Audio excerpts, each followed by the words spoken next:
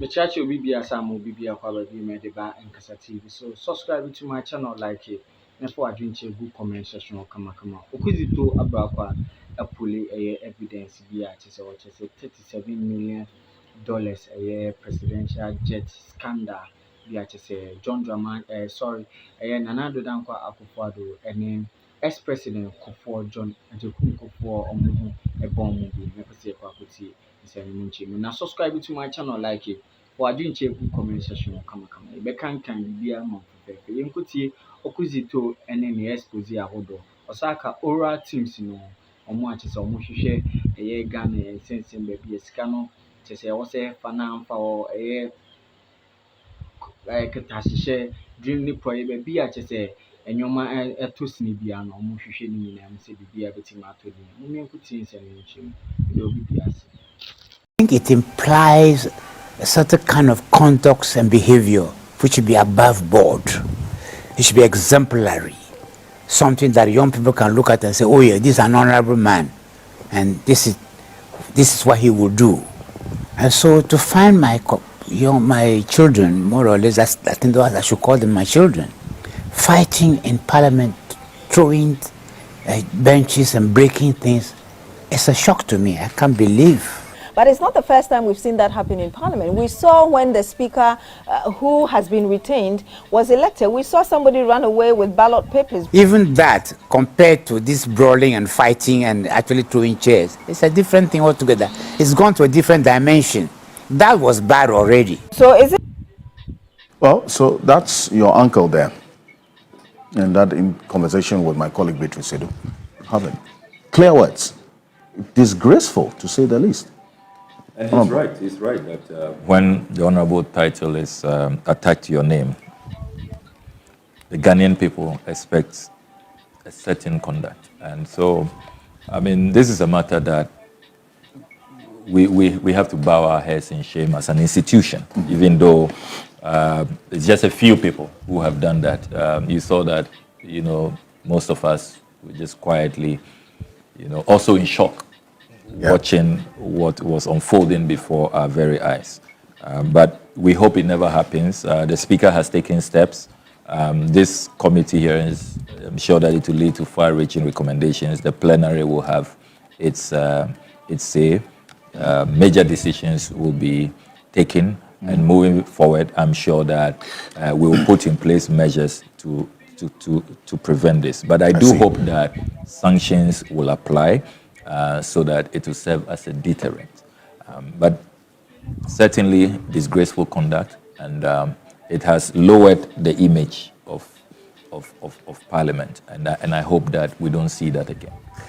Alexander Penyomakin, the minority leader and ranking on this committee, the appointments committee, says that before your vetting, you had some sort of agreement with him. He says he's your good friend, that you sat and you had an agreement that certain things that you said and some positions that you held in the past about the conduct and some dealings of the previous administration were overboard. And so you were going to apologize before the committee.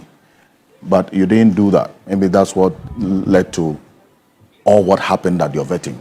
Was any agreement of a sort reached between you and him? Blatant falsehood. I was totally shocked when I heard Afenyomakin make that statement. What am I going to be apologizing for? Some of the things you said. I should apologize to Ghanaians that I stopped the National Cathedral project, which will have sunk more than $400 million. At the time I managed to stop it, $58 million has been sunk already. Do you know what $58 million is? What it can do for us?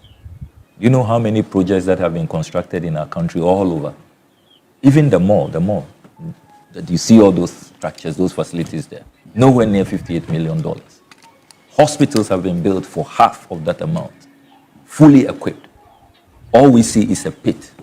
I should apologize for leading a campaign against state capture, that don't sell cantonments land for 42,000 cedis, for 160,000 cedis, when others are buying it for $500,000, $600,000. When we went to their great mechanization lands, the Vegetable Producer and Exporters Association, they told us that they were told by Jato and his gang that if they don't want their properties demolished, then they should pay $500,000. Your colleagues were there, the media captured it. Yeah. Only for them to see that ministers, MPs, had shared it amongst themselves. Some paying as low as 42,000 cedis. We have the lease, we have the agreement, we have the document. I should apologize that our children were being fed with expired Moshosho rice, and which had been criminally rebagged. I should apologize that I made that expose and protected the children of our country. I should apologize that President Akufo-Addo has a presidential jet ordered by President Kufuor, more than $37 million in pristine condition, great shape, nothing wrong with it. He wasn't using it, parked it, shunted it aside, and was chartering 20,000 euros an hour. So there was nothing to apologize for? There was absolutely nothing. So first of all, let me state clearly that it was during the vetting of Dr. Manibuama. Those proceedings were live. If you observe the vetting, when the minority leader walked in, he then beckoned, gave me a signal that he wants to meet me, he wants to see me. So it was live. You go back, and those who were there, they'll see that the minority leader had called me, and then he stepped out. So I then went to see him.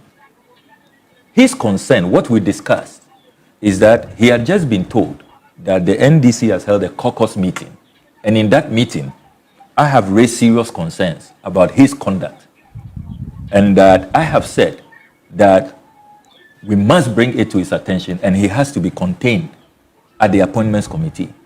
And he did not take kindly to that. He said that, why do I think that he is misconducting himself? And that he has been told what I said at the NDC caucus meeting. So so he called me. I didn't go and see him. That is a fact. The Honorable Afenyo Makin called me during the vetting of Dr. Manibuama that he has heard everything I said about him at our caucus meeting. And that he wants to know why I'm saying that, because he knows I'm a senior member of the appointments, former member of the appointments committee. How did they get information of an NDC caucus meeting? I mean, we have all kinds of friendship and all, but that's clearly a matter that that we shouldn't be proud of. So that's what the meeting was about, and I told him that yes, I take the view that he goes overboard. We've seen other minority leaders. So you said that? I told him that, the attempt to settle personal scores and personal attacks and all of that, we didn't see other minority leaders do. That was the discussion. And even said, I was looking good. He always likes my suit. How I dress. That's what the meeting was about. So it was no agreement? There was no agreement. And at no point did I ask for a soft vetting or that did I tell him that, backtrack on what? Withdraw what? Apologize for what? For saving the Ghanaian taxpayer? That billions of Ghana cedis which we have saved. For saving assets. But for the work we did, our SNIT hotels, Ghanaian workers will today not have their SNIT hotels. Aye. A few weeks ago, SNIT received 16 million Ghana cedis for Ghanaian workers to have and share. That will have gone to one person, one cabinet minister. Are these the things they want me to apologize for? Look, I am very, very proud of the work I have done. If they will not commend me, I know the vast majority of Ghanaians, I know my God, my Creator, is pleased with me and is happy with the work I've done. So let me state here, and I've been quiet. It's been all over the place. Well, in fact, we're getting putting out total fabrication. Let's listen to exactly what he said in that journalist interview, specifically about this arrangement, which you say never took place. Let's take a look. Scrutinizing CVs. Today, when his CV is being scrutinized, he says it's a tenant. 15,000 Ghana cedis is all he did. No. Please, colleagues, wait. 15,000 cedis. Before his vetting, I asked Ablakwa whether we didn't sit as brothers. I said, Sammy, there were things that you went overboard. I think if you make concessions, we'll be fine. Is that okay? Meanwhile, I was aware that this is aura, guys, have been. So you said this never took Never place? happened. Never happened. He called me.